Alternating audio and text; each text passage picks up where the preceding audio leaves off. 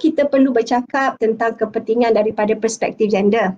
Okay, salah satunya sebab daripada JPW, dan ini adalah kerana jumlah wanita dalam sebagai pemimpin ni masih kurang di Malaysia. Kenapa saya risau sangat bila pemimpin Malaysia ni kurang wanita? Kerana sifat lelaki dan sikap perempuan adalah berbeza. Ya, sifat lelaki lebih kepada melihat dari sudut pandang makro, penting tu. Tapi kita juga perlu melihat dari sudut sifat mikro. Mikro tu teliti. Dan teliti ini adalah sifat wanita. Dan juga ada sifat-sifat yang perbezaan lelaki dan wanita. Dan kalau sebagai sebuah negara yang demokrasi, kalau kita nak jadi negara yang maju dan bagus, kita perlu ada keseimbangan di antara pemikiran pemimpin wanita dan pemikiran pemimpin lelaki. Jadi Malaysia akan jadi hebat. Itu yang sebenarnya yang saya bertukus lumus nak mempromosi, ya. Kenapa penting ada kesetaraan di antara lelaki dan wanita dalam sektor, dalam masyarakat, ya. So kita perlukan lebih banyak lagi ketua kampung, sebab bila dia datang ada mesyuarat bersama, jadi ada pandangan-pandangan wanita. Dan ini sebenarnya negara demokrasi, kerana populasi wanita dan populasi lelaki adalah sama. Jadi kalau suara wanita ni pemimpinnya sikit, suaranya pun sikit, maknanya kepentingan wanita ni kurang didengari.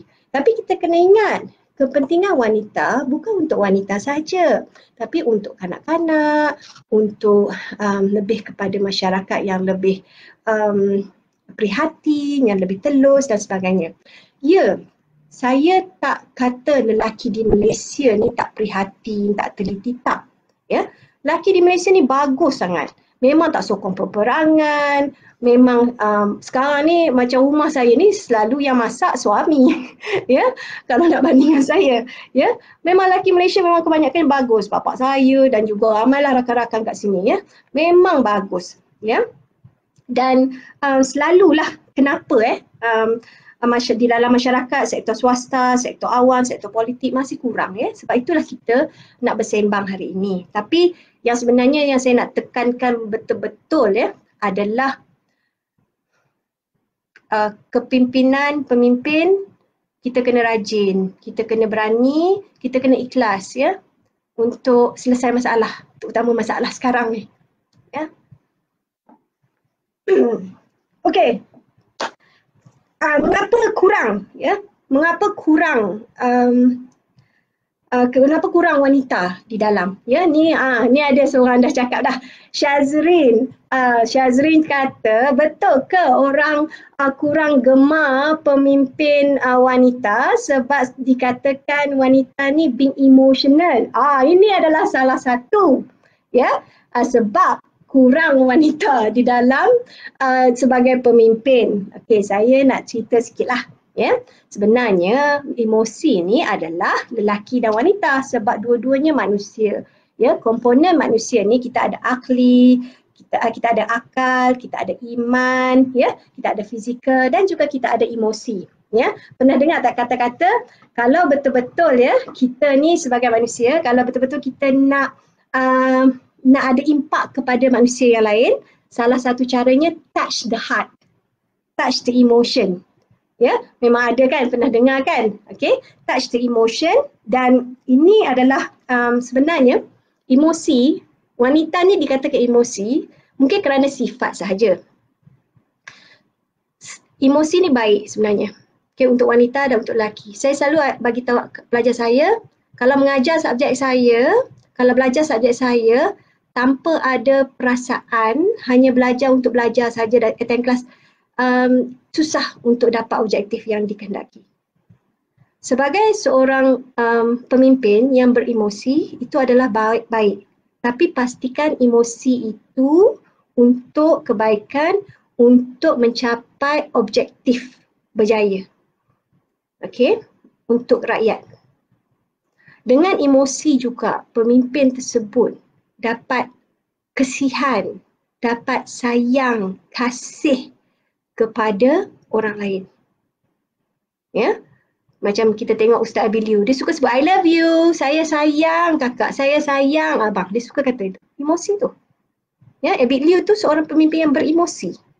Sepertilah yang kita kata manusia, wanita. Kalau tengok emosi ni buruk, sekiranya membuat sesuatu keputusan yang menghancurkan. Contoh kehancuran yang pernah berlaku yang telah dibuat oleh lelaki emosi yang terlalu beremosi tinggi adalah Perang Dunia Pertama, Perang Dunia Kedua dan juga Perang Dingin. Mereka itu semua lelaki yang emosi hanya kerana seorang pembunuhan dan hanya kerana ego, kerana nak tunjuk gagah perkasa, mereka telah melakukan satu keputusan besar yang beremosi iaitu 7 juta, 70 juta, berjuta-juta mati sampailah sekarang. Ya, sampailah sekarang impak daripada perang-perang ini masih ada. Itu emosi yang kita tak mahu. Ya, kepada wanita di luar sana, jaga emosi kita. Ya, supaya kita boleh ubah pemikiran stereotip tu. Kita bukan beremosi secara tak baik. Kita beremosi secara baik. Lagi satu, wanita, angkat rakan-rakan yang berkebolehan. Jangan ada rasa jealous. Sebenarnya, kalau kita ada perasaan cemburu, itu baik ya sebenarnya untuk kita majukan diri. Maknanya kita tengok kawan kita berjaya. Saya tengok kawan saya, banyak kawan saya ni berjaya. Saya pun, macam mana dia orang berjaya? Adalah rasa cemburu tu tau. Tapi, apa yang kita kena buat? Kita kena belajar daripada kawan tu. Bukannya jatuhkan kawan. Ya, kita angkat mereka setinggi-tinggi yang boleh kerana ini nanti saya cakap tentang kuasa bersama. Kuasa bersama adalah lebih kuat daripada kuasa power over ataupun kuasa mendominasi. Kuasa bersama, kita pegang tangan kawan-kawan kita naik sama-sama. Ya, so wanita, kalau ada je kawan-kawan yang bagus, naikkan, promotekan, jangan cemburu. Okey? Okey, kita balik kepada ini. Amalan dan budaya masyarakat yang menidakkan kemampuan wanita. Sebenarnya amalan masyarakat kita bukannya disebabkan oleh sekarang, tapi sebenarnya daripada zaman Aristotle tu. Aristotle pernah cakap bahawa wanita ni is defected man. Maknanya lelaki yang cacat. Okey, dia yang telah merendahkan martabat wanita. Ya, tapi memang waktu Rasulullah SAW semua telah meninggikan martabat wanita kembali. Ya. Yang ketiga, wanita dimomok dengan pelbagai alasan tak bagus. Ya, tak sebagus lelaki. Wanita lemah, tak sebagus lelaki. Ya, mungkin dari segi fizikal ya, angkat barang, tapi saya betul. Angkat barang, kalau saya tengok banyak pembantu-pembantu rumah, dia orang wanita, tapi kalau angkat tong gas tu relax je kalau nak banding dengan laki-laki kat Malaysia kan. Sebab mereka memang dah gaya hidup dia orang, memang dia orang kuat kan. Okay, so banyak dimomokkan sebagai wanita ni tak kuat. Sebenarnya momokkan ni adalah terhasil daripada amalan kita dan juga cakap-cakap sikit-sikit sini sana. Oh, dia tu career woman, pentingkan diri, entahlah pernah masak ke kat rumah tu. Ya, balik lambat buat kerja office. So bila kita cakap sikit-sikit ni, wanita banyak dimomokkan. Okay, jangan jadi pemimpin. Ini masalahnya. Ya. Dan yang ketiga, wanita diganggu, malah ada gangguan seksual juga berlaku. Contohnya waktu pilihan raya ke-14 hari tu. Banyak gangguan sosial telah berlaku. Ya, dan gangguan seksual berlaku contohnya kepada YB Nurul Izzah, kepada YB Azalina, ya, telah yang memalukan. Dan saya pun macam tapi mereka ni seorang yang kuat YB Izzah, YB Azalina, walaupun berbeza parti mereka, tapi mereka ni ada karakter yang sama, iaitu mereka berani. Okey?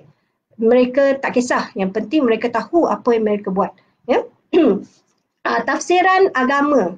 Okey, ada golongan yang guna agama untuk menidakkan kepentingan wanita dalam pemimpin. Okey, dia kata sebab pemimpin di rumah lelaki, imam lelaki, wanita tak boleh. Beza sebenarnya dalam Islam, kita dah dapat lihat dah dalam zaman Rasulullah dan juga contohlah satu research daripada Profesor Dr. Akram Nadwi. Beliau ni adalah Institut Islam di Oxford, ya. Beliau buat kajian tentang perawi hadis wanita, ya. Dan bila dia buat kajian tentang perawi hadis wanita, dia telah menjumpai, ingat ke 2-3 orang je perawi hadis wanita? Rupanya 8,000 orang. 8,000 orang ini antaranya ada yang telah mengajar, ya, Bukhari, Muslim yang kita selalu dengar dan kita tahu. Seronok tahu kalau dengar, saya ni tak pakar lah bidang ni kan. Walaupun minor Quran dan Sunnah dekat UIA dulu, saya tak pakar bidang ni, tapi bila kita tengok Dr. Akram Nadwi, dia pun sendiri terkejut. Punyalah ramai wanita sebagai pemimpin dalam meriwayat hadis, ya. Okey, jadi Islam memang nampaknya tidak. Yang masalahnya ada orang gunakan Islam untuk menidakkan kepimpinan wanita. Okey. Maksud gender dengan jantina, jantina tu dia tak boleh berubah lah, lelaki perempuan. Saya pun tak berapa sukalah nak mempromosi suruh ubah tu. Saya pun tak setuju. Gender ni sebenarnya hubungan di antara lelaki dan wanita. Kalau ada diskriminasi, kita punya talk ni salah satunya untuk tak ada diskriminasi. Okey, kita nak suami isteri seronok di dalam rumah. Okey, suami tak adalah guna autocratic leadership, menghentam isteri, ya, sampai isteri yang ada degree yang ni paksa kena duduk rumah, tak boleh kerja. Tak ada. Kita tak nak perkara-perkara macam itu.